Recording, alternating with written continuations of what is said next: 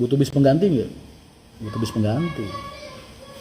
Ini bis Muria, wah penumpangnya belum diisi nih, atau udah ada penumpangnya separuh masih bisa digabung-gabungin, ya udah gabung-gabungin aja. Ini suruh jalan ke Wonogiri, ngambil penumpang Wonogiri gantiin bis ini karena mumpung belum jam keberangkatan dan jamnya ketemu. Berangkat cus ganti ini. Ini namanya rolling. Paham ya, itu namanya rolling. Nah ini dari segi hukum, dari segi legalitas hukum ini namanya penyimpangan, tapi penyimpangan yang baik dan benar. Ibaratnya nakal bukan jahat. Karena apa? Otomatis bis ini punya izin, bis ini kan izinnya nggak ada. Tapi sifatnya kan replace. Jatah gua 2, jatah gua 1 ya gua berangkat 1 gitu. Nggak terus jatah gua 1 gua berangkatnya 5 atau mungkin gua nggak punya sama sekali. Beda kan? Makanya dulu waktu gua ngusir bis di Madura beberapa PO itu karena mereka nggak punya izin trayek sama sekali. Jadi jangan pakai bahasa penyimpangan di situ karena itu murni kejahatan buat gua. Terus kalau sistem perpal itu bis ini nih misal jatah berangkat ke Jakarta, cus sampai Jakarta dia harusnya kembali dong buat hitungan 1 PP, ya kan? Nah tiba-tiba dia perpal karena rusak atau mungkin karena nggak ada penumpang atau apa gitu, itu perpal. Atau dia pas di timur, pokoknya perpal itu istilah buat bis yang hari ini jatahnya berangkat tapi nggak jadi berangkat karena banyak faktor alasan. Mas Rian pernah bilang mau beli tronton buat punya-punyaan. Iya betul. Tapi kondisinya kan nggak pas waktu pandemi kayak gini mas. Di saat ekonomi sulit. Kalau kamu udah ngerasain nyari duit sendiri, kamu pasti ngerti mana yang terbaik buat kamu. Kamu harus bijak gunain uang. Pak Haji dulu beli 1836 juga buat punya-punyaan, buat prestis, bukan buat bisnis. Jadi hal seperti itu bisa terjadi. Hanya saja lihat kondisi dan situasi. Udah tahu kondisi sulit, malah ngambur-ngamburin duit, itu kan tolol namanya mas, ya nggak? Masa gua harus dicap goblok cuman gara-gara pengen nyenengin mania-mania tronton, nggak bisa kayak gitu. Faktor alasan Mas Rian tidak menerapkan sistem tektok. Keterbatasan daya tahan tubuh manusia, supirnya, terus keterbatasan daya tahan mesin, sama kondisi bis. Itu juga perlu dihitung. Terus sama faktor jalan dan faktor waktu. Karena yang namanya tektok itu nggak mungkin setiap hari waktunya sempurna. Hari pertama dia bisa tepat waktu, hari kedua dia semakin mundur, hari ketiga dia semakin mundur lagi, hari keempat dia semakin mundur lagi. Nanti yang rusak jamnya penumpang, akhirnya dia bakal ditinggalin penumpang karena bisnya telat terus. Paling yang rapi kan cuma di jam-jam pertama aja. Ya kan? Kalau misalnya dari Jakarta ke Jawa, dari Jakarta ke Jawa, pasti jamnya mundur terus, pasti, nggak mungkin enggak.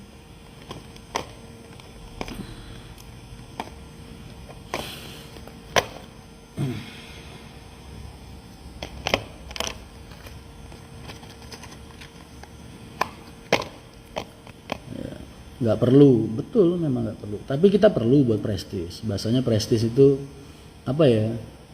Yes buat punya-punyaan lah. Tapi yang namanya prestis itu kan sesuai keadaan perusahaan. Lu punya duit 1 miliar, oke lah. Yang 900 untung, 100 buat prestis, buat jaga nama bahasanya. Tapi kan itu bukan hal yang urgent. Manusia kan harus bisa memilih mana kebutuhan premier, mana sekunder, mana tertier.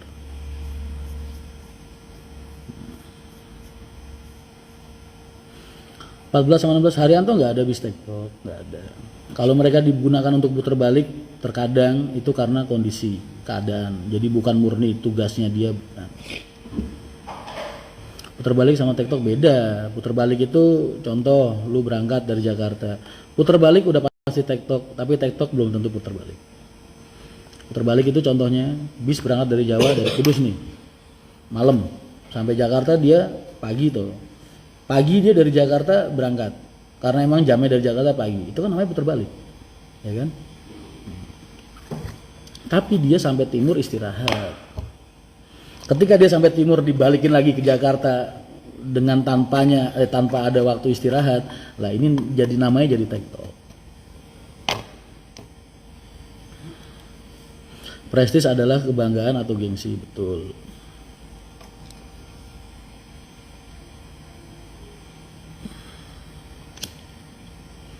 Mas pernah nggak ada waktu ada laka bus keluarga korban nuntut perusahaan? Lu pasti, bukan pernah, tapi pasti ada tuntutan. Ketika kita kecelakaan di jalan, ada dua hal yang wajib diterima oleh para korban. Satu, santunan dari perusahaan. Dua, santunan dari negara. Makanya kenapa kok Mas Ani dan kawan-kawan yang lain melarang kalian menggunakan bis-bis yang tanpa izin atau travel-travel gelap, karena santunan dari negara nggak akan cair. Paham? Jadi santunannya ada dua, satu santunan dari perusahaan, kedua santunan dari negara. Santunan negara ini bentuknya apa? Jasa raharja. Makanya ada beberapa kasus PO bis yang dianggap nggak bertanggung jawab, ya, nakal, dia cuma menjadikan jasa raharja sebagai bentuk santunan kepada korban, padahal beda Mas, santunan jasa raharja, santunan negara sama santunan perusahaan ini dua hal yang berbeda. Jangan dianggap jasa raharja cair terus perusahaan nggak mau ngasih sama sekali. Nah ini perusahaan-perusahaan kayak gini biasanya nggak mau bertanggung jawab namanya. Ini perusahaan nggak bonafit ini. Paham ya? Ini ilmu yang kalian nggak bisa dapetin di sekolah ini, Bu.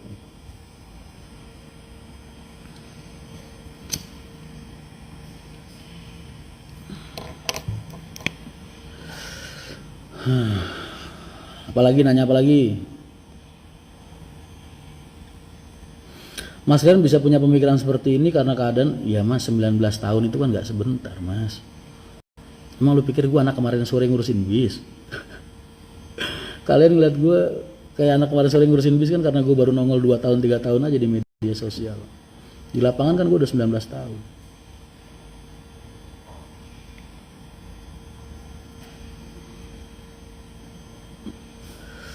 Di terminal dari kecil, ya kan?